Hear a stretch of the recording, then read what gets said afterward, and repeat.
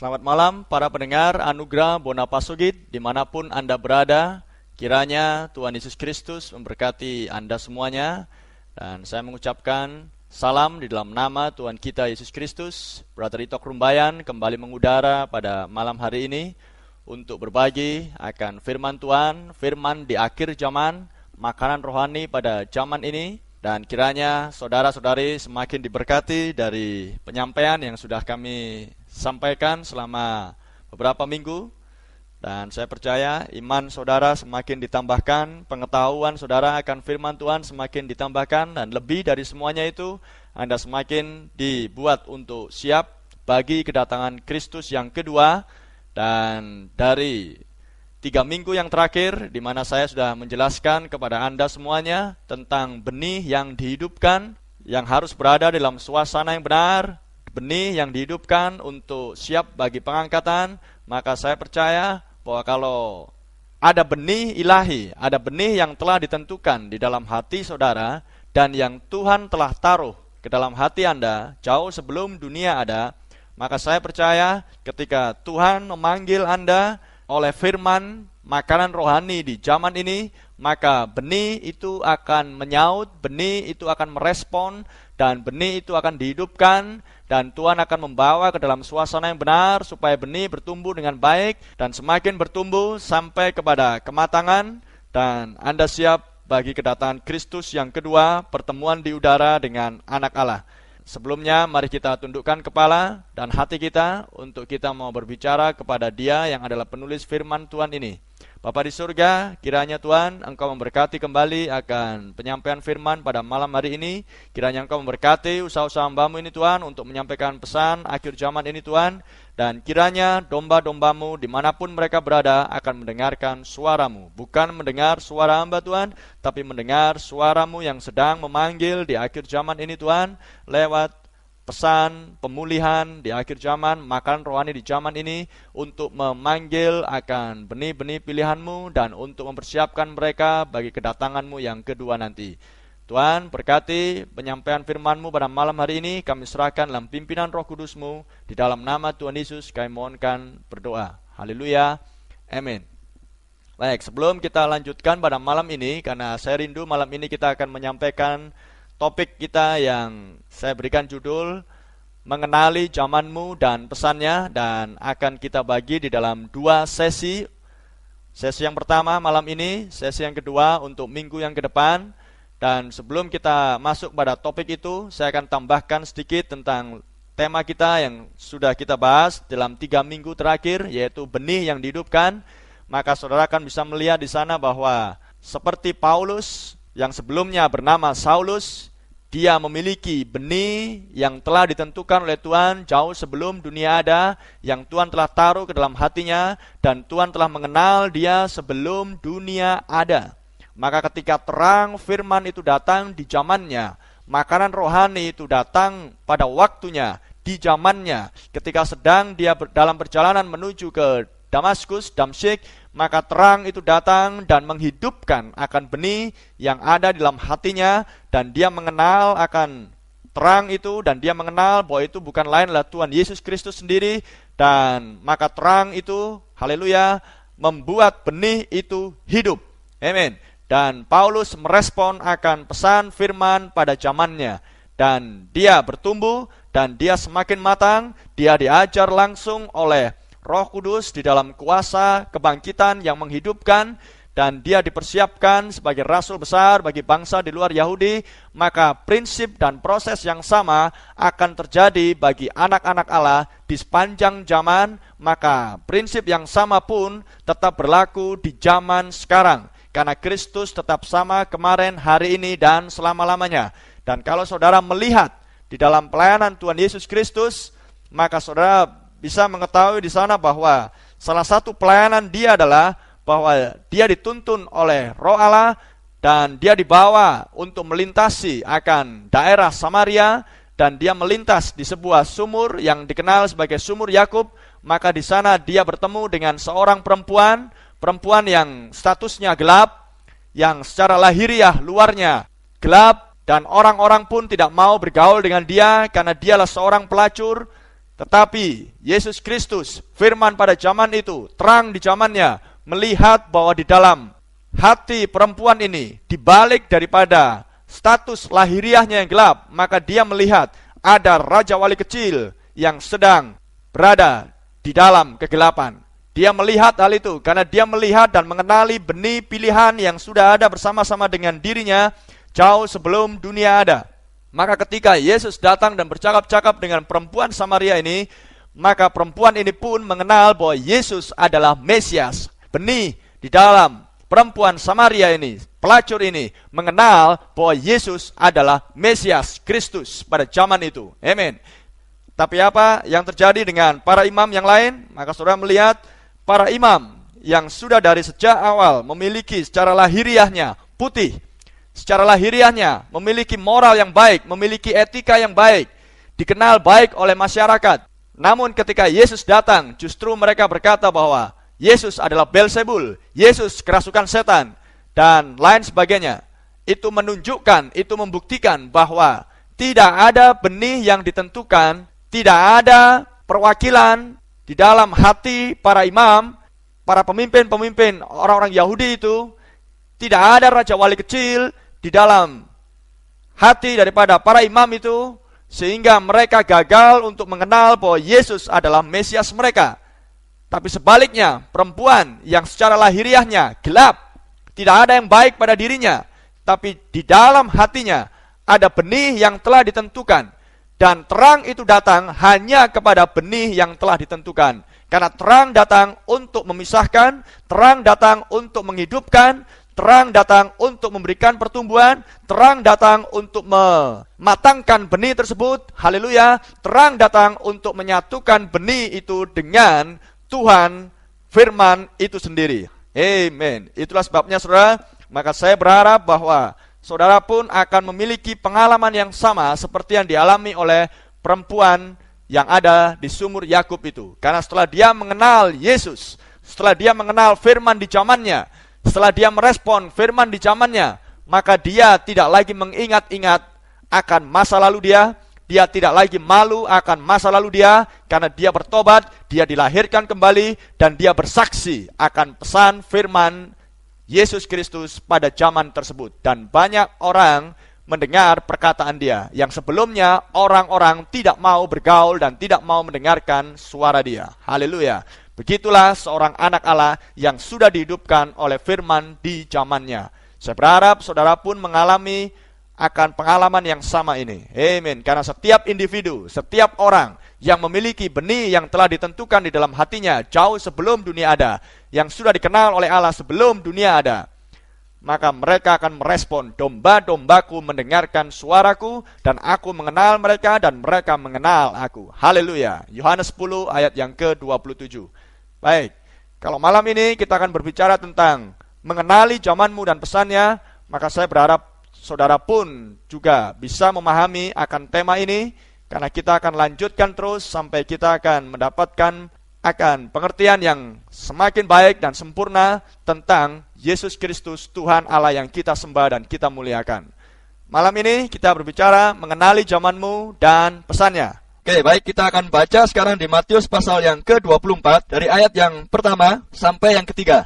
Sesudah itu Yesus keluar dari bait Allah, lalu pergi. Maka datanglah murid-muridnya dan menunjuk kepada bangunan-bangunan bait Allah. Ia berkata kepada mereka, "Kamu melihat semuanya itu? Aku berkata kepadamu, sesungguhnya tidak satu batu pun di sini akan dibiarkan terletak di atas batu yang lain, semuanya akan diruntuhkan." Ketika Yesus di atas Bukit Zaitun, datanglah murid-muridnya kepadanya untuk bercakap-cakap sendirian dengan dia. Kata mereka, "Katakanlah kepada kami, bila manakah itu akan terjadi, dan apakah tanda kedatanganmu dan tanda kesudahan dunia?" Saudara para pembaca Alkitab yang sejati, yang senang membaca firman Tuhan, tentunya kita sebagai orang percaya senang membaca Alkitab, makanan firman Tuhan, maka saudara akan melihat bahwa Matius pasal 24 berisi tentang nubuatan dari Tuhan Yesus Kristus, dan juga berisi tentang hal-hal yang rahasia yang akan terjadi di masa-masa yang akan mendatang sampai dengan zaman kita, maka tentunya hal ini adalah berisi tentang rahasia dan misteri, dan tentunya sebagai orang percaya,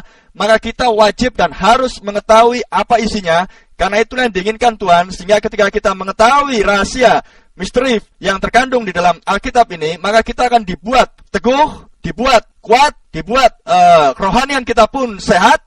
Sebelumnya saya akan singgung sedikit tentang pelajaran kita yang minggu lalu. Maka kita hubungkan dengan Matius 24. Di sini terkandung banyak misteri dan rahasia. Maka Yesus katakan juga di dalam Matius 13 ayat 11. Matius 13 ayat 11 dikatakan, jawab Yesus, kepadamu diberi karunia untuk mengetahui rahasia kerajaan surga, tetapi kepada mereka tidak. Saudara, saya himbau kepada saudara untuk membaca ayat-ayat yang sebelumnya. Maka di situ adalah berbicara tentang Yesus memberikan perumpamaan demi perumpamaan kepada orang banyak. Tetapi setelah orang banyak meninggalkan dia, maka arti perumpamaan hanya diberikan kepada murid-muridnya saja. Itulah sebabnya Yesus katakan, kepadamu diberi karunia untuk mengetahui rahasia kerajaan surga, tetapi kepada mereka tidak. Saudara harus ingat betul bahwa prinsip Tuhan, rahasia hanya diberikan kepada murid-muridnya saja. Rahasia diberikan hanya kepada orang-orang percaya, hanya kepada benih yang telah ditentukan di zamannya, untuk mereka mengetahui rahasia dan misteri apa yang terkandung di dalam Alkitab ini dari Kejadian sampai Wahyu. Itu sebabnya Yesus mengucap syukur kepada Bapanya yang di surga di Matius 11 ayat 25.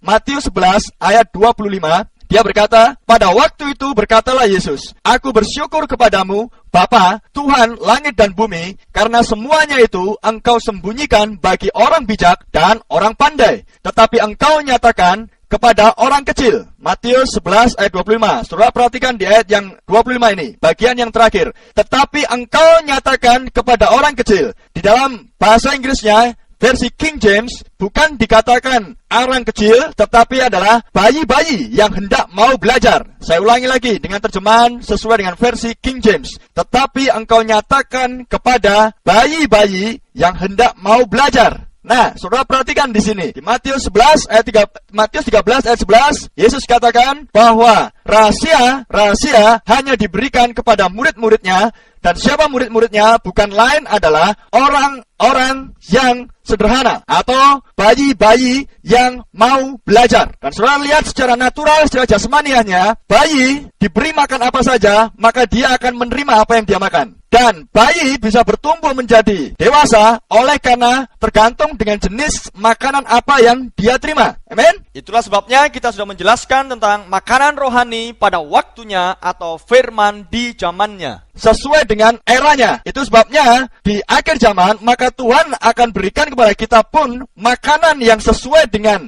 zaman kita, untuk membuat kita menghasilkan sesuai dengan apa yang Tuhan inginkan di akhir zaman. Hidup sebagai orang percaya, hidup sebagai bayi-bayi, tapi tidak selamanya saudara dan saya seorang bayi. Tiba waktunya bahwa kita akan beranjak sampai kepada kedewasaan. Amin. Kepada kesempurnaan sebagai orang percaya. Haleluya. Itulah yang dikatakan oleh Tuhan Yesus di Matius 5 ayat 48. Hendaklah kamu sempurna sama sebagaimana Bapakku yang di surga sempurna. Itu sebabnya pastikan saudara, pastikan, sekali lagi saya ulangi, makanan apa yang saat ini sedang kita makan. Artinya makanan rohani atau firman apa yang saat ini sedang kita makan. Karena seperti yang minggu lalu saya ajarkan bahwa Daud melakukan kehendak Allah di zamannya. Dengan kata lain, Daud tidak membangun bahtera seperti di zaman Nuh, namun kita tahu bahwa bahtera adalah juga firman Tuhan. Daud tidak mengeluarkan Israel dari Mesir seperti yang dilakukan oleh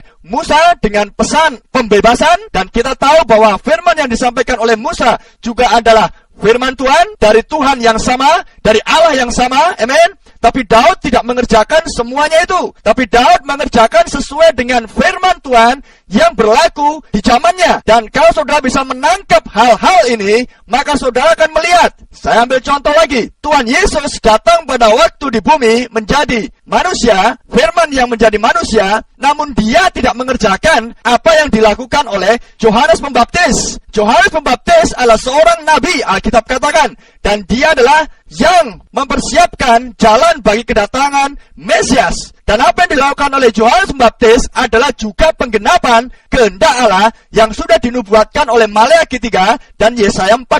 Dan apa yang dilakukan oleh Yohanes Pembaptis adalah juga firman Tuhan. Amin. Tetapi Tuhan Yesus pada waktu ada dimanifestasikan menjadi manusia, dia tidak mengerjakan firman yang sudah dilakukan oleh Yohanes, tapi dia mengerjakan sebagaimana yang sudah dinubuatkan para nabi, sesuai dengan yang tertulis yang harus dikerjakan oleh Mesias kalau dia ada di bumi.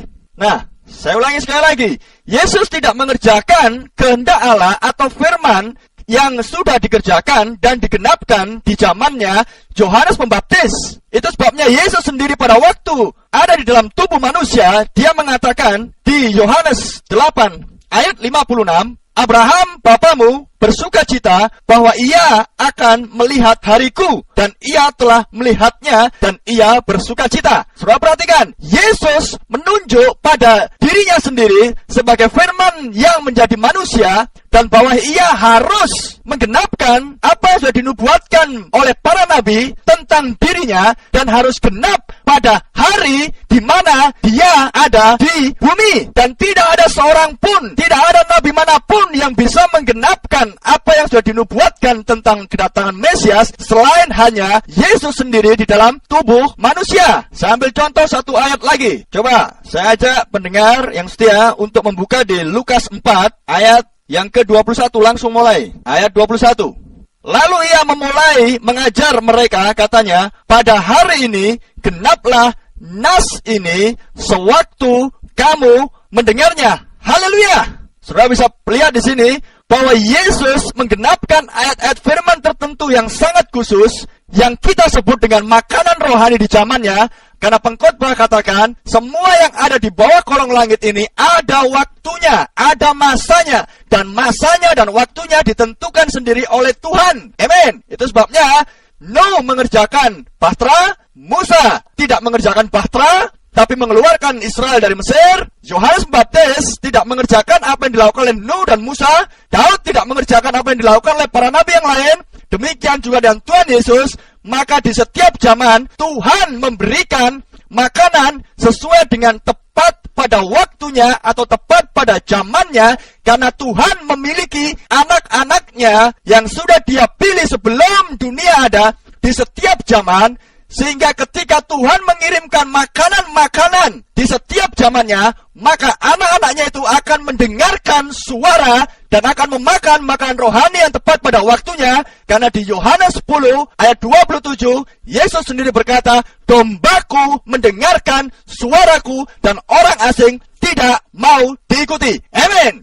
Jadi pola yang sama, saudara, hal yang sama akan terus berlaku di setiap zaman. Dan itu sebabnya malam ini kita akan belajar, dan yang akan saya berikan judul mengenali zamanmu dan pesannya. Baik, sekarang mari kita kembali ke ayat firman kita yang permulaan, yaitu di Matius 24. Saudara perhatikan baik-baik bahwa dikatakan di situ di ayat pertama, Yesus keluar dari bait Allah, kemudian dia naik ke atas gunung atau bukit yang disebut dengan Bukit Zaitun, bersama dengan murid-muridnya saja, tidak bersama dengan orang-orang yang lain. Dia dan murid-muridnya saja.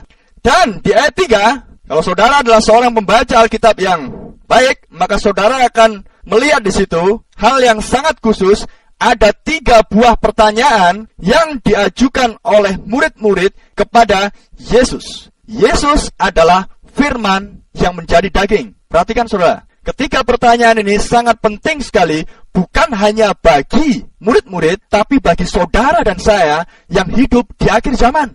Saudara perhatikan, ketika pertanyaan itu adalah, ketika Yesus duduk di atas Bukit Zaitun, datanglah murid-muridnya kepadanya untuk bercakap-cakap sendirian dengan dia. Kata mereka, katakanlah kepada kami, bila manakah itu akan terjadi? Yang pertama, kapan itu akan terjadi? Yang pertama. Dan apakah tanda kedatanganmu? Pertanyaan kedua, apakah tanda kedatanganmu? Dan tanda kesudahan dunia. Pertanyaan yang ketiga, tanda kesudahan dunia. Saudara, ketiga pertanyaan ini berhubungan erat tentang keselamatan. Nah, saudara dan saya sebagai orang percaya, sebagai orang Kristen, seharusnya memiliki sikap yang demikian, saudara. Oke, saya ambil contoh kepada saudara dan saya. Kita terlalu banyak dibebani, kita terlalu banyak dipikirkan, kita terlalu banyak mengeluh dan merenungkan tentang masalah-masalah, tantangan yang kita hadapi saat ini, tentang uang, tentang perekonomian, tentang anak, tentang orang tua, tentang keluarga, tentang gereja, tentang pelayanan.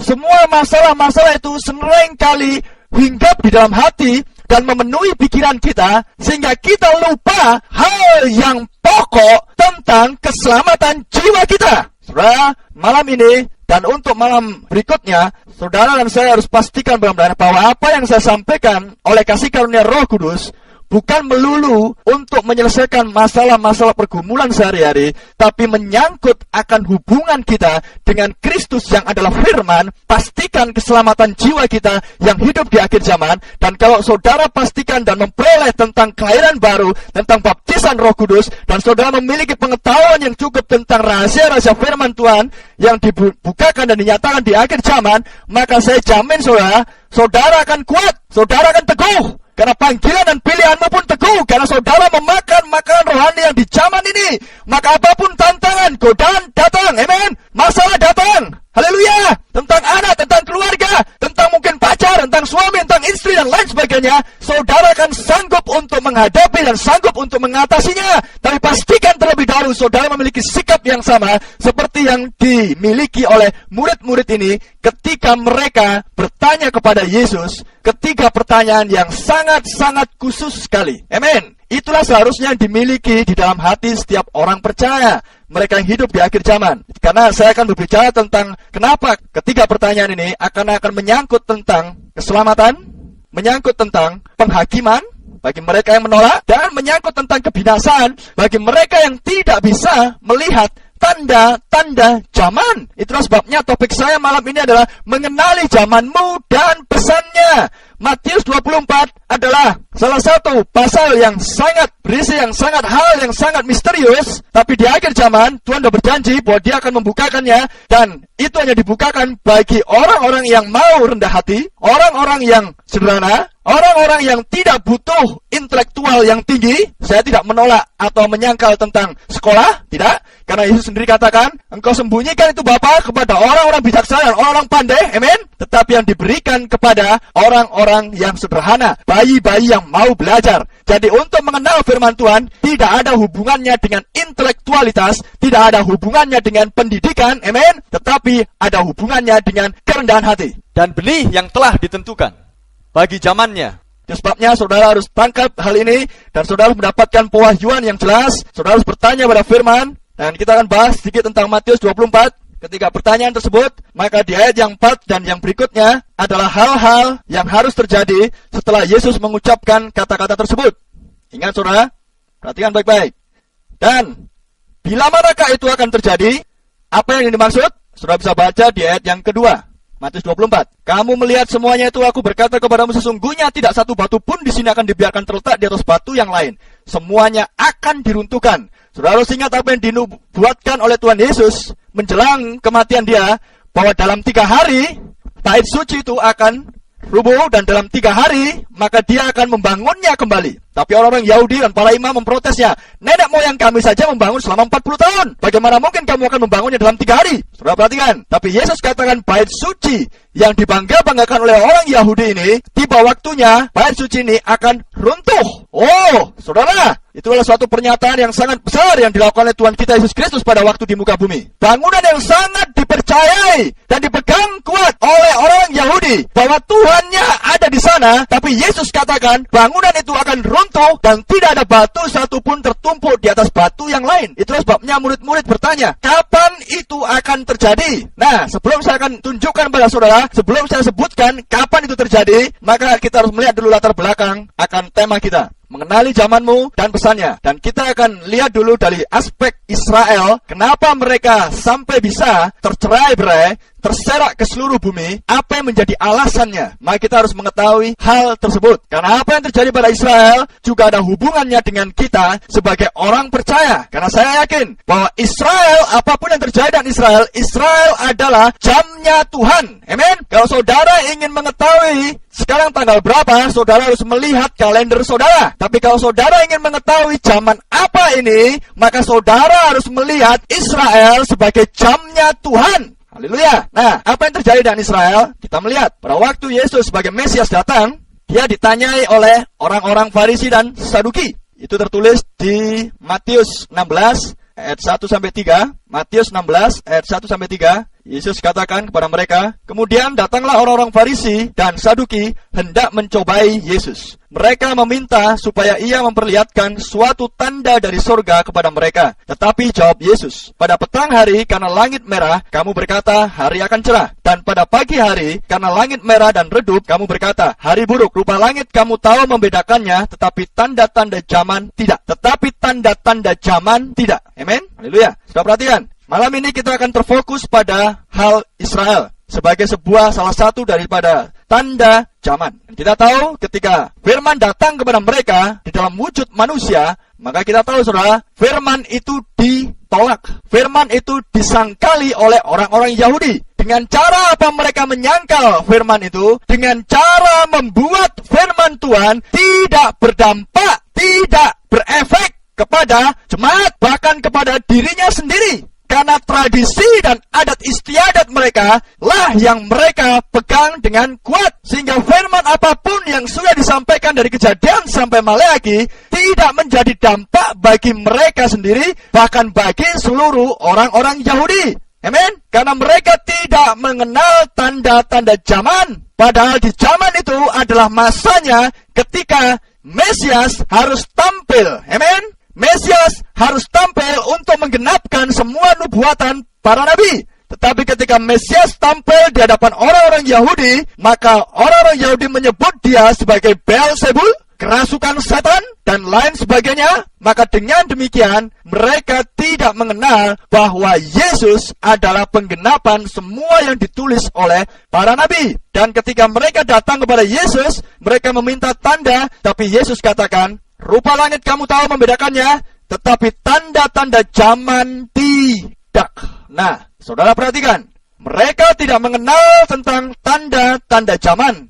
Itulah sebabnya pada waktu Yesus ada di muka bumi, dia melakukan pekerjaan-pekerjaan yang tidak bisa dilakukan oleh orang-orang percaya atau orang-orang yang religius, yang menyebut dirinya sebagai keturunan Abraham, yang menyebut dirinya sebagai murid-murid Musa, dan yang selantiasa berkumpul di rumah-rumah ibadat Yahudi untuk mendengarkan apa yang dikatakan oleh nabi-nabi mereka.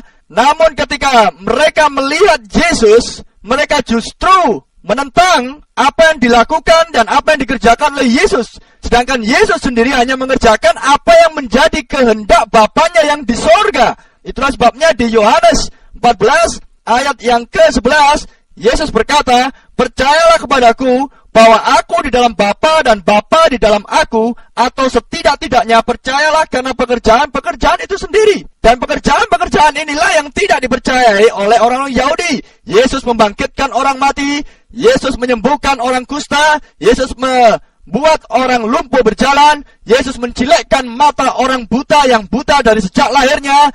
Semua pekerjaan-pekerjaan itu tidak bisa dikerjakan oleh imam-imam Yahudi, ahli-ahli Taurat, dan lain sebagainya, oleh karena mereka sudah terikat dan sangat terikat dengan adat istiadat dan tradisi mereka.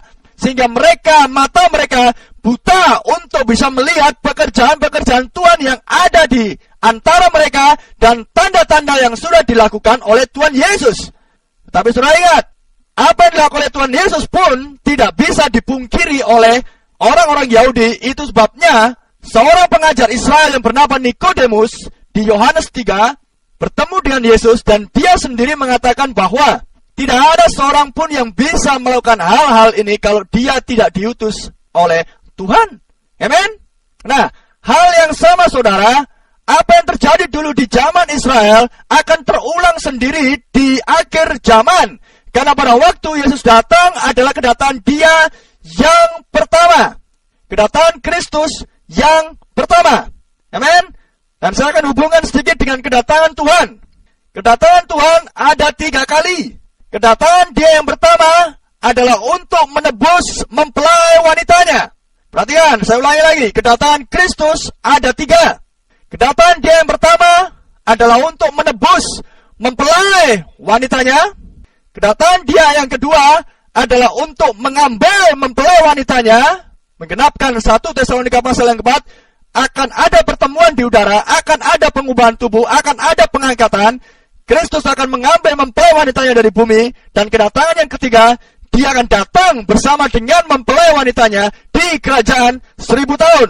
Dan saudara perhatikan, di setiap peristiwa dari kedatangan dia, maka Tuhan senantiasa memberikan sebuah peringatan terlebih dahulu kepada orang-orang di zaman tersebut, dan itulah yang disebut dengan makanan rohani di zamannya. Maka bagi mereka yang memakan makanan ini, mereka akan selamat. Tapi bagi mereka yang tidak memakan dan tidak bisa melihat tanda-tanda zaman, mereka akan binasa di dalam penghakiman Tuhan. Amin. Saudara perhatikan baik-baik kali ini, karena ini sangat berhubungan erat dengan kita yang ada di akhir zaman. Maka hal yang sama, sebelum di akhir zaman dia akan mengambil mempelai wanitanya dari bumi, maka dia akan memberikan juga kepada kita makanan rohani di zamannya. Amin. Maka barang siapa yang akan memakan makanan rohani ini, dia akan sehat, dia akan kuat, dia akan tampil sebagai seorang mempelai wanita yang cantik, yang tidak bercela-cela, yang kudus, yang sempurna, sehingga pada saat Yesus datang, maka dia akan bertemu di udara. Tapi mereka yang tidak memakan makanan rohani ini, dan yang tidak mengenali tanda-tanda di zamannya, mereka akan masuk ke dalam penghakiman Tuhan setelah mempelai wanita diangkat. Amin. Saya bukan sedang mengajari saudara-saudara yang mungkin hamba Tuhan yang sedang mendengarkan khotbah ini, tapi saya hanya berbagi apa yang sudah dituliskan dalam Alkitab, yang sudah ditaruh oleh Roh dalam hati saya untuk disampaikan kepada saudara-saudara semuanya. Nah, kembali lagi tentang Matius 24. Maka pertanyaan yang pertama, kapan bait suci itu akan runtuh? Maka saudara melihat, karena Yahudi menolak firman di zamannya, karena orang Yahudi menolak Yesus Kristus yang adalah firman untuk zaman mereka, amin, maka tiba waktunya Yahudi akan menerima penghakiman. Karena setiap pelanggaran harus ada hukuman. Setiap pelanggaran harus ada hukuman. Dan sebelum Tuhan menghukum, maka Tuhan harus memberikan sebuah peringatan terlebih dahulu. Tuhan memberikan sebuah makanan terlebih dahulu. Tuhan memberikan sebuah pesan terlebih dahulu. Tuhan memberikan sebuah firman yang tepat pada waktunya. Amin. Dan sekali lagi, mereka yang tidak bisa menerima ini, mereka akan masuk penghakiman. Tapi mereka yang bisa menerimanya oleh kasih karunia Tuhan, maka mereka akan masuk ke dalam kemuliaan bersama dengan Tuhan kita, Yesus Kristus. Nah, apa yang terjadi dengan Yahudi 2000 tahun yang lalu? Karena mereka menolak Yesus yang adalah firman yang menjadi manusia. Oh, saudara, maka orang Yahudi berkata, biarlah darahnya tertanggung atas kami dan atas anak-anak kami. Apa yang terjadi? Setelah kematian Kristus, Matius 24 ayat 3, tiga pertanyaan tadi tergenapi satu demi satu. Maka apa yang terjadi? Kita tahu, pada waktu itu orang-orang Yahudi menantikan Mesias, dan mereka berharap bahwa kalau Mesias datang ke bumi, maka Mesias akan membebaskan Israel dari penjajahan Romawi. Betul? Apakah itu yang dikatakan oleh Alkitab? Saudara bisa cek sendiri dalam Alkitab. Mereka berharap bahwa kalau Mesias datang, Mesias akan membebaskan Israel dari penjajahan Romawi. Tapi tidak demikian. Konsep berpikir mereka sudah salah. Mereka berpikir dengan cara daging. Mereka berpikir ala Yahudi. Mereka berpikir dengan konsep gerejawi. Padahal ketika Mesias datang, dia akan datang untuk membebaskan orang-orang percaya, mempelai wanitanya dari belenggu dosa. Dia akan mencurahkan darahnya sebagai anak domba untuk menebus mempelai wanitanya. Amin. Bukan untuk membebaskan mereka dari penjajahan Romawi. Yesus tidak ada hubungannya dengan perpolitikan di zaman itu. Amin. Haleluya. Itu sebabnya, karena mereka memiliki konsep yang salah, memiliki cara pandang yang salah, mereka tidak mengenal Mesias dengan cara yang semestinya sesuai dengan Alkitab. Dan oleh karena penolakan mereka kepada firman, maka harus ada penghukuman. Itulah sebabnya, apa yang terjadi?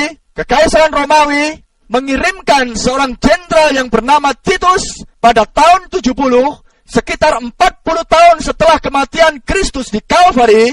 Maka tentara Romawi mengepung tembok Yerusalem, mengepung kota Yerusalem, amen, yang mana tindakan itu hanyalah untuk menggenapkan apa yang sudah dinubuatkan oleh Tuhan Yesus, yang sudah dikatakan di Matius 24. Apa yang terjadi pada kisah itu adalah seorang sejarawan yang bernama Yosefus menuliskan dengan sangat detail tentang apa yang berlangsung pada masa itu ketika bait suci itu akan benar-benar runtuh dan tidak satupun batu akan terletak di atas batu yang lain. Perhatikan saudara, di Yerusalem pada waktu itu juga ada orang-orang percaya, para pengikut Kristus, seperti Andreas, seperti Petrus, seperti murid-murid yang lain, dan lain sebagainya. Mereka juga hidup di kota yang sama. Di kota yang sama juga ada Farisi, Saduki, kelompok Herodes, ahli Taurat, mereka yang mengklaim keturunan Abraham, mereka yang mengklaim pengikut Musa, mereka yang mengklaim menantikan kedatangan Mesias. Jadi dua kelompok manusia ini hidup di kota yang sama. Tapi satu kelompok yang adalah murid-murid Kristus, mereka mengenali tanda-tanda zaman, mengenali zaman apa mereka hidup, amen. Tapi kelompok yang lain tidak mengenali tanda-tanda zaman, amen. Mereka tidak mengenali di zaman apa mereka sedang hidup. Sehingga apa yang terjadi? Ketika orang-orang percaya di Yerusalem mendengar bahwa Romawi mengirimkan Jenderal Titus bersama dengan pasukannya, oh glory, perhatikan saudara, maka genap Matius 24 ayat yang ke-16, Matius 24 ayat ke-16, maka orang-orang yang di Yudea haruslah melarikan diri ke pegunungan. Orang yang sedang di peranginan di atas rumah, janganlah ia turun untuk mengambil barang-barang dari rumahnya. Dan orang yang sedang di ladang, janganlah ia kembali untuk mengambil pakaiannya. Celakalah ibu-ibu yang sedang hamil atau yang menyusukan bayi pada masa itu. Berdoalah supaya waktu kamu melarikan diri itu jangan jatuh pada musim dingin, dan jangan pada hari Sabat. Sebab pada masa itu akan terjadi siksaan yang dahsyat seperti yang belum pernah terjadi sejak awal dunia sampai sekarang, dan yang tidak akan terjadi lagi. Perhatikan saudara, orang-orang percaya, murid-murid Yesus yang sudah mendengar khotbah Yesus di Bukit Zaitun tentang tanda-tanda zaman, tentang bagaimana bait suci akan runtuh, ketika mereka mendengar Jenderal Titus sedang menuju ke Yerusalem bersama dengan pasukan Romawi, maka mereka diingatkan oleh Roh Kudus. Amin. Karena ingat saudara, ini adalah peristiwa sesudah Roh Kudus turun di atas rumah, loteng rumah tepatnya, amin, dan memenuhi murid-murid, sehingga murid-murid sekarang mereka memiliki roh di dalam hidup mereka, dan roh tugasnya adalah mengingatkan semua yang sudah dipercakapkan, diucapkan oleh Yesus, amin. Dan ketika mereka mendengar informasi ini, Titus mau datang, maka mereka langsung pergi meninggalkan Yerusalem. Dan saudara ingat, sejarah mengatakan bahwa orang-orang percaya ini juga mengingatkan akan saudara-saudaranya yang lain, ahli-ahli Farisi, ahli-ahli Taurat, para Saduki, dan orang-orang Yahudi yang lain, supaya mereka pun meninggalkan kota Yerusalem. Tapi apa yang dikatakan oleh mereka? Oh, mana mungkin Jenderal Titus dan Romawi akan menghancurkan Yerusalem? Mana mungkin mereka akan menghancurkan dan membinasakan kami? Tidak mungkin, karena Allah kami ada di bait suci. Mereka terlalu membanggakan diri tentang bangunan yang pernah dibuat oleh Zerubabel, oleh Salomo, dan mereka percaya bahwa Tuhan ada di sana. Tapi mereka lupa, amen, Tuhan tidak lagi berada di bait suci, karena Tuhan sudah menjadi daging manusia dan sudah ada di antara mereka, dan yang sudah disalibkan oleh mereka. Dan oleh karena penyaliban mereka, oleh karena penolakan mereka akan firman Tuhan, maka tiba waktunya penghakiman terjadi atas mereka, penghukuman terjadi atas mereka yang menolak firman Tuhan, amen. Itu sebabnya Roh Kudus sudah ada dalam diri orang percaya, dan murid-murid pergi naik ke atas gunung, amen. Seperti yang tadi sudah saya baca di ayat 16 sampai ayat 21. Dan apa yang terjadi? Ketika murid-murid sudah berada di atas gunung, mereka menantikan penggenapan nubuatan Yesus sedang digenapi, amen. Dan apa yang terjadi? Jenderal Titus dan pasukannya mengepung Yerusalem, sampai kemudian tidak ada satu orang pun yang bisa masuk ke kota itu ataupun keluar dari kota itu. Singkat cerita, karena kita tidak punya waktu banyak untuk menjelaskan segala sesuatunya, maka apa yang terjadi? Terjadi kelaparan hebat di kota itu, dan setelah orang-orang Yahudi menjadi tidak berdaya sama sekali, maka Titus dan pasukannya masuk ke dalam kota Yerusalem, dan saudara lihat, orang-orang Yahudi dibunuh semuanya. Itulah akibat penolakan kepada firman Tuhan. Mereka dibunuh, dan sejarah mengatakan darah mengalir sampai ke pintu gerbang kota Yerusalem. Amin. Sudah perhatikan? Sudah lihat kenapa saya membawakan tentang Matius 24? Itu ada hubungannya dengan kita yang hidup di akhir zaman. Nah, ketika Yerusalem hancur, ketika bait suci itu sudah benar-benar rubuh untuk menggenapkan apa yang dinubuatkan oleh Yesus, maka mereka baru sadar. Terlambat, saudara. Seharusnya mereka sudah sadar pada waktu mereka mendengar bahwa Titus dan pasukannya sedang menuju ke Yerusalem. Tapi hanya orang yang memiliki Roh Kudus yang akan sadar tentang tanda-tanda di zaman di mana dia hidup. Amin. Karena Roh Kudus tidak menginginkan umat pilihannya mengalami kebinasaan. Haleluya.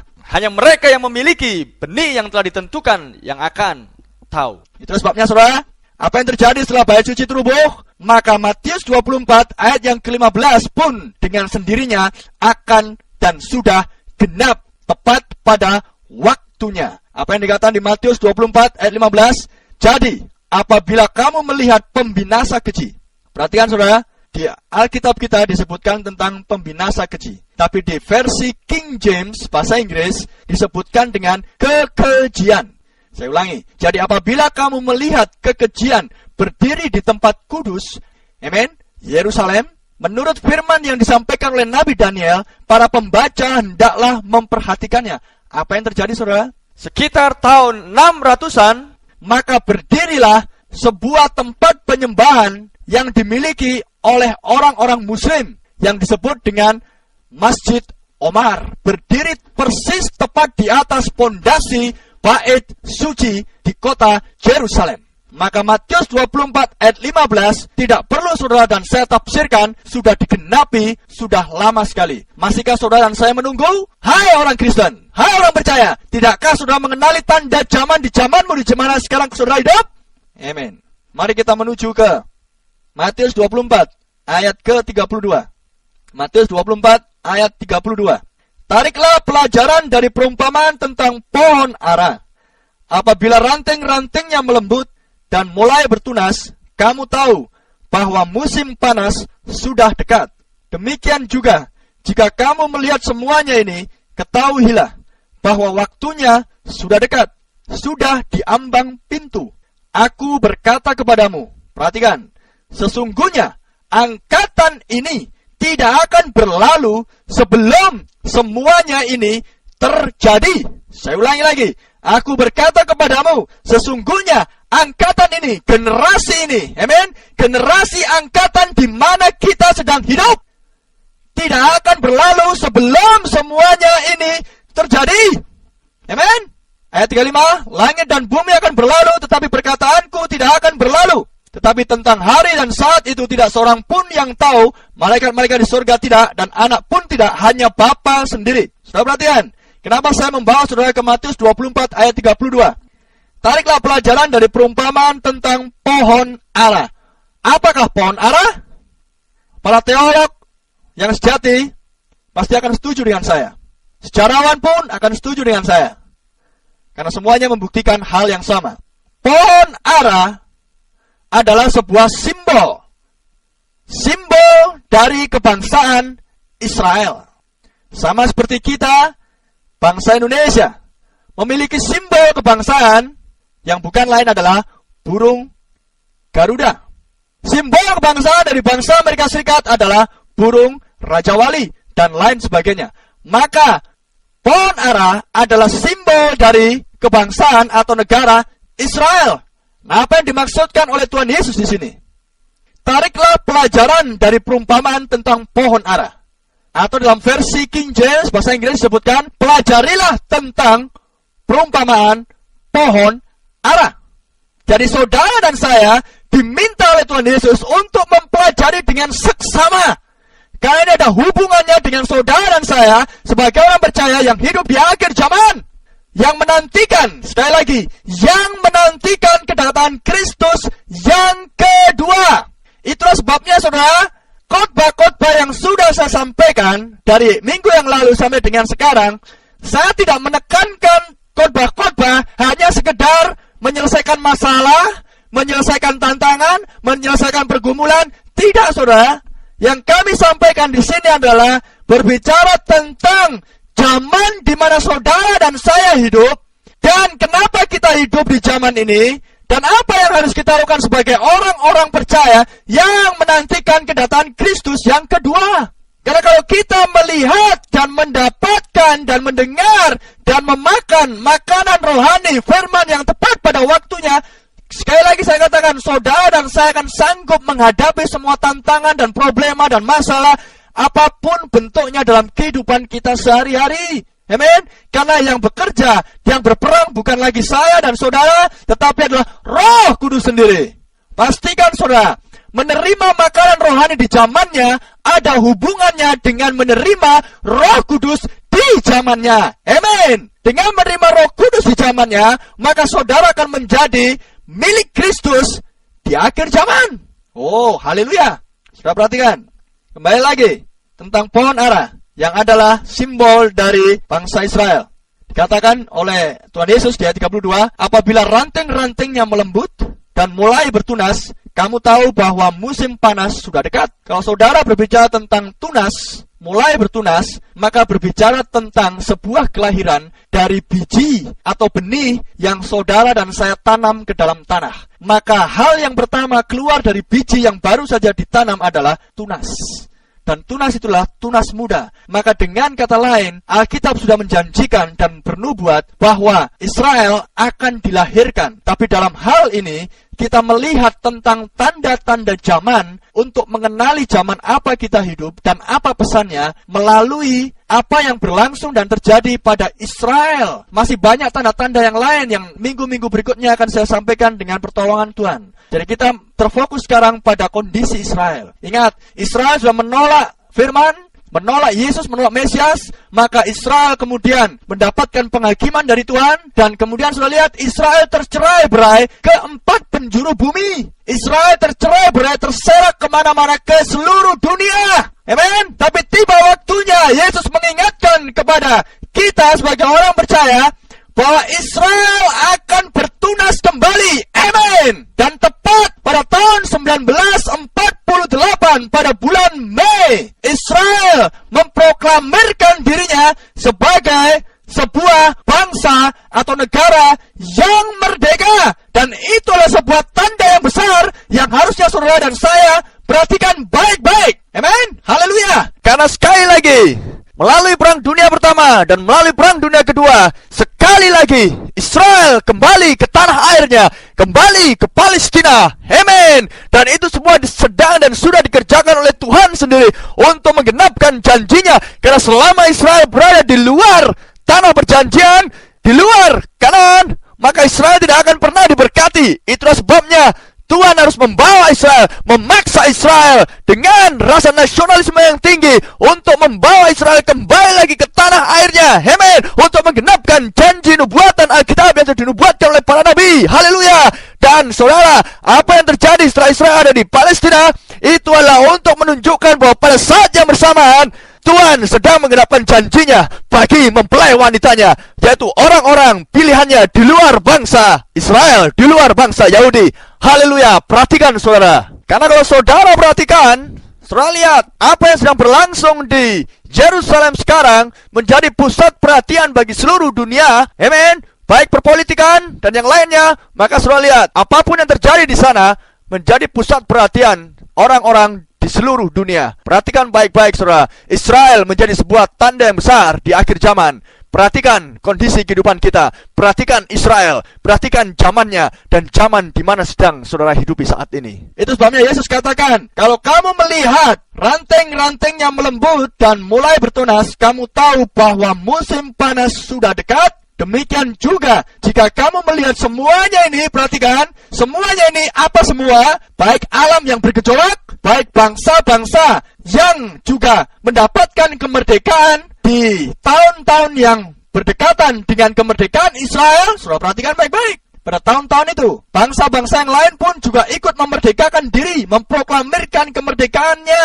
Karena di kitab Lukas, kita buka ayatnya, di Lukas 21, ayat yang ke-28, apabila semuanya itu mulai terjadi, bangkitlah dan angkatlah mukamu, sebab penyelamatanmu sudah dekat. Perhatikan saudara, ada hubungannya dengan keselamatan jiwa kita. Seperti yang dikatakan oleh di Matius 24 ayat yang ke-33 tadi. Jika kamu melihat semuanya ini, ketahuilah bahwa waktunya sudah dekat, sudah diambang pintu. Kembali lagi ke Lukas 21 ayat 28. Apabila semuanya itu mulai terjadi, bangkitlah dan angkatlah mukamu, sebab penyelamatanmu sudah dekat. Ayat 29. Lalu Yesus mengatakan perumpamaan ini kepada mereka. Perhatikanlah pohon ara atau pohon apa saja, karena mereka semuanya sedang dan sudah menggenapkan apa yang tertulis dan dinubuatkan oleh Lukas 21 ayat ke-29. Ayat 30 sekarang. Apabila kamu melihat pohon-pohon itu sudah bertunas, amen, kamu tahu dengan sendirinya bahwa musim panas sudah dekat. Ayat 31. Demikian juga jikalau kamu melihat hal-hal itu terjadi, ketahuilah bahwa kerajaan Allah sudah dekat. Ayat 32. Aku berkata kepadamu, sesungguhnya angkatan ini tidak akan berlalu sebelum semuanya terjadi. Saudara dan saya, angkatan tersebut, langit dan bumi akan berlalu, tetapi perkataanku tidak akan berlalu. Kembali lagi ke Matius 24 ayat 34. Aku berkata kepadamu, sesungguhnya angkatan ini tidak akan berlalu sebelum semuanya ini terjadi. Amen. Haleluya. Saya sangat senang, saudara. Dan saya berharap bahwa saudara bukan orang-orang bagian dari mereka seperti yang dulu terjadi di Yahudi di Yerusalem pada waktu Yesus datang menggenapkan nubuatan-nubuatan para nabi dan mereka mencari tanda. Tetapi Yesus katakan, rupa langit kamu tahu membedakannya, tetapi tanda-tanda zaman tidak. Saudara, pastikan saudara dan saya melihat tanda-tanda zaman. Karena saudara dan saya harus mengenali zaman apa kita hidup dan apa pesannya, apa makanan rohani, apa firman Tuhan yang untuk kita di zaman kita hidup sekarang. Untuk menantikan kedatangan Kristus yang kedua. Saya ulangi ayat 34. Matius 24 ayat 34. Aku berkata kepadamu, sesungguhnya angkatan ini tidak akan berlalu sebelum semuanya ini terjadi. Amin. Saudara dan saya adalah bagian dari orang-orang yang hidup di generasi angkatan ini yang melihat bagaimana sekarang bendera Israel berkibar di Yerusalem. Amin. Di tanah Palestina. Kita yang sekarang melihat bagaimana Israel sekarang menjadi sebuah bangsa, negara yang merdeka, memiliki angkatan perang sendiri yang kuat, mata uangnya sendiri dan lain sebagainya. Saudara, saya mau berikan statement yang jelas kepada saudara. Saya bukan pro-Israel. Saya tidak ada hubungannya dengan politik-politik Israel. Saya hanya menunjukkan kepada saudara dan saya hanya berbagi kepada saudara tentang tanda-tanda di zamannya. Dan Israel adalah salah satu tanda yang besar yang harus saudara dan saya perhatikan. Amen. Haleluya. Karena di Lukas 21 tadi ayat 28 sudah jelas. Kalau kamu melihat semuanya ini terjadi, angkatlah wajahmu, penyelamatanmu sudah dekat. Perhatikan saudara, kedatangan Yesus Kristus yang pertama adalah untuk menebus mempelai wanitanya dengan darahnya sendiri. Tapi kedatangan Kristus yang kedua, dia bukan datang untuk menebus mempelai, tapi dia akan datang untuk mengambil orang-orang mempelai wanita yang telah ditebus. Amin. Dua zaman yang berbeda, dua peristiwa yang berbeda, dan tentunya Tuhan akan berikan kepada saudara dan saya makanan yang sesuai dengan zamannya. Haleluya. Itu sebabnya malam ini saya berbagi pada saudara tentang apa yang menjadi kondisi Israel, walaupun sangat singkat, masih panjang sebenarnya, tapi waktu kita sangat terbatas. Tapi yang jelas saudara, kembali lagi seperti saya katakan, saya tidak mau menekankan apa yang menjadi pengajaran kita melulu tentang hal-hal permasalahan hidup saudara dan saya. Kita semua punya masalah, kita semua punya tantangan, kita semua punya problem, amen.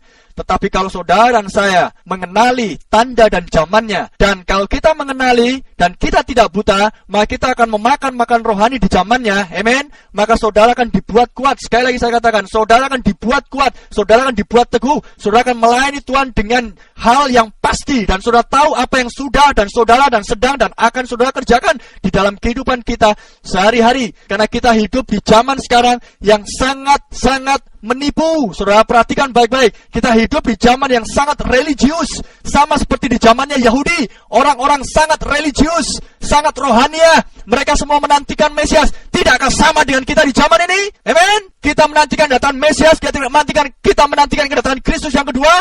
Sangat rohania, sangat religius. Bahkan sekarang zamannya saudara mencari hal-hal yang rohani tentang Yesus, tentang Alkitab. Saudara bisa dapatkan di mana-mana. dengan gampang, dengan mudah. Saudara bisa pergi ke toko-toko buku rohani Kristen, saudara bisa buka internet, saudara bisa buka radio seperti sekarang, saudara bisa buka televisi dan lain sebagainya, hanya untuk menunjukkan bahwa kondisi yang sama seperti di zaman Yahudi akan terulang kembali dengan sendirinya. Tapi ada perbedaan, saudara. Mereka lah Yahudi yang menolak firman. Tapi saudara dan saya adalah bangsa di luar Yahudi. Pastikan saudara bahwa kita adalah orang-orang yang menerima firman Tuhan yang tepat pada zamannya. Haleluya. Dan kalau kita masuk pada zamannya dan kita masuk mengenali firman-Nya di zamannya, maka kita akan dibuat sempurna oleh adanya. Karena yang bisa menyempurnakan saya dan saudara adalah firman Tuhan sendiri. Kita akan dibuat kudus. Amin. Kita akan dibuat kudus sama seperti Dia kudus adanya. Haleluya. Dan itu sebabnya saudara,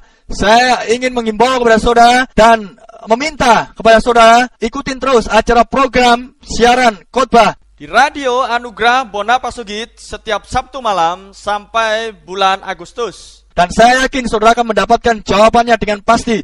Maka problema dan masalah saudara, gak perlu saudara bertanya-tanya pun, saudara akan sanggup mengatasinya. Karena roh yang sama akan mengerjakan pekerjaan yang sama. Haleluya. Amin. Itu sebabnya saudara, karena saya sangat yakin dan percaya saudara, bahwa Roh Kudus di zaman ini sedang mengerjakan atau sedang memberikan sebuah pesan yang sangat khusus kepada kita di zaman ini. Amin. Dan kalau saudara masih ingat khotbah saya minggu lalu tentang makanan rohani di zamannya, maka sebenarnya makanan apa yang Tuhan berikan di zaman ini? Yang bukan lain adalah mana yang tersembunyi. Amin. Alkitab katakan mana yang tersembunyi. Lalu apakah mana yang tersembunyi? Mana yang tersembunyi? Tersembunyi berarti yang dulunya disembunyikan, tapi yang sekarang dibukakan, dan hanya Kristus yang sanggup membuka. Maka saya percaya dan yakin bahwa di akhir zaman Tuhan sedang membukakan kepada kita, kepada orang-orang percayanya, amin, rahasia-rahasia besar yang terkandung, yang tertulis dari Kejadian sampai Wahyu. Maka itulah makanan rohani saudara dan saya. Pastikan kita memakannya. Dan saat ini saya memberikan statement kepada saudara supaya tidak salah dimengerti bahwa saya adalah salah seorang, saya hanya salah satu dari rekan-rekan, sahabat-sahabat saya, para hamba-hamba Tuhan yang dipakai oleh Tuhan di seluruh dunia, bukan hanya di Indonesia, yang juga memberitakan pesan yang sama, pesan firman, makanan rohani yang tepat pada waktunya, untuk mengingatkan kita, untuk kita mempersiapkan diri sebaik-baiknya bagi kedatangan Kristus yang kedua ini, saudara. Amin. Itu sebabnya pada malam ini juga suara kebenaran firman Tuhan, pesan di zamannya sedang dikumandangkan kepada saudara untuk membuat mempelai wanitanya sempurna dan tidak bercacat celah, dan yang mengenakan jubah putih yang adalah jubah kebenaran. Amin. Haleluya. Dan saudara perhatikan, mempelai wanita diambil dari semua suku, bahasa, dan bangsa, dan kaum yang ada di seluruh dunia. Haleluya. Itu sebabnya pesan, firman, makanan rohani di zamannya untuk kita yang hidup di akhir zaman bukan diberitakan di tempat yang terpencil, tapi yang diberitakan di seluruh dunia. Amin. Karena Paulus katakan di Kisah Rasul, berita tentang anak manusia, berita tentang Yesus Kristus bukan diberitakan di tempat terpencil sehingga tidak ada orang yang mendengar, saudara, tapi ini diberitakan di seluruh dunia. Haleluya. Dan sekali lagi, saya hanyalah salah seorang dari rekan-rekan para pengkhotbah yang setia, para pengkhotbah yang diurapi Tuhan untuk memberitakan pesan di zaman ini,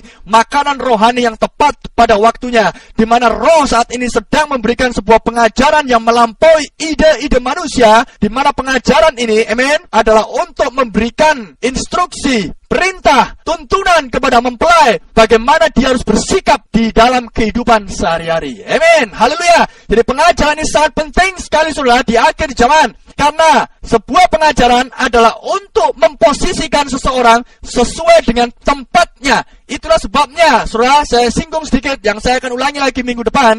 Di zaman sekarang, orang sudah tidak tahu lagi tempatnya. Suami tidak tahu lagi tempatnya sebagai seorang suami. Istri tidak tahu lagi tempatnya sebagai istri. Anak tidak tahu lagi tempatnya sebagai anak. Jemaat tidak tahu lagi tempatnya sebagai jemaat. Pengkhotbah tidak tahu lagi tempatnya sebagai pengkhotbah, dan lain sebagainya. Sehingga dunia saat ini menjadi kacau balau. Amin. Kalau kerohanian kita rusak, maka akan mempengaruhi seluruh kehidupan kita, saudara. Itu sebabnya kita butuh sebuah pengajaran untuk membawa kita kembali kepada tempatnya masing-masing. Dan itu adalah pengajaran untuk mempersiapkan mempelai wanita bagi kedatangan Dia yang kedua kali. Amin. Dan saya mau sebutkan sekali lagi, saudara, kepada saudara semuanya yang saya kasih di dalam nama Tuhan Yesus Kristus, pengajaran ini sendiri sudah berlangsung hampir 40 tahun lamanya. Haleluya. Dan saya mengucap syukur bahwa Tuhan memberikan kesempatan kepada kami untuk bisa memberitakan lewat radio Teladan FM. Dan saya mau perhatikan saudara, perhatikan tanda-tanda zaman yang saat ini sedang berlangsung di sekeliling saudara. Saudara bisa melihat melalui televisi, saudara bisa mendengar dari radio, saudara bisa melihat melalui internet, saudara bisa membaca dari surat-surat kabar,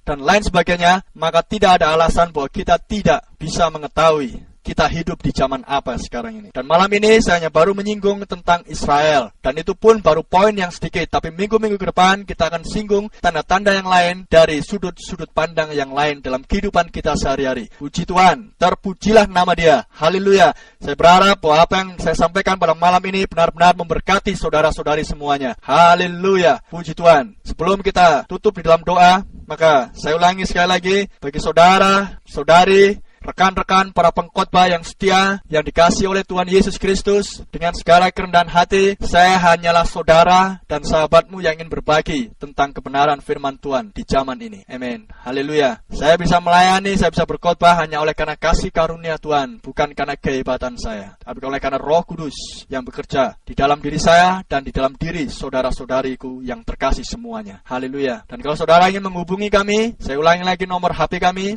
0813 97 18 33 17, atau nomor HP yang lain 0812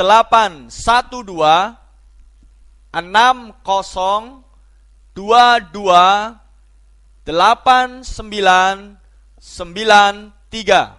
Mari kita tundukkan kepala kita. Bapa di surga, kami sudah mendengarkan firman-Mu Tuhan Yesus. Maka Tuhan, hamba berdoa dan berharap Tuhan, maka kiranya mereka yang mendengarkan pada malam ini, yaitu pesan firman-Mu yang sudah dikumandangkan, mengenali pesan dan zamannya Tuhan, maka kiranya firman-Mu ini akan mendarat ke dalam setiap hati mereka yang mendengar dimanapun mereka berada, dan kiranya firman-Mu menemukan domba-Mu dimanapun mereka berada Tuhan. Hamba berdoa kiranya Engkau memberkati akan setiap pendengar dimanapun mereka berada, sampai kami diperjumpakan di pertemuan yang berikutnya, dan firman-Mu dan Roh-Mu yang akan terus mengajar kami Tuhan, dan kami mau merendahkan hati.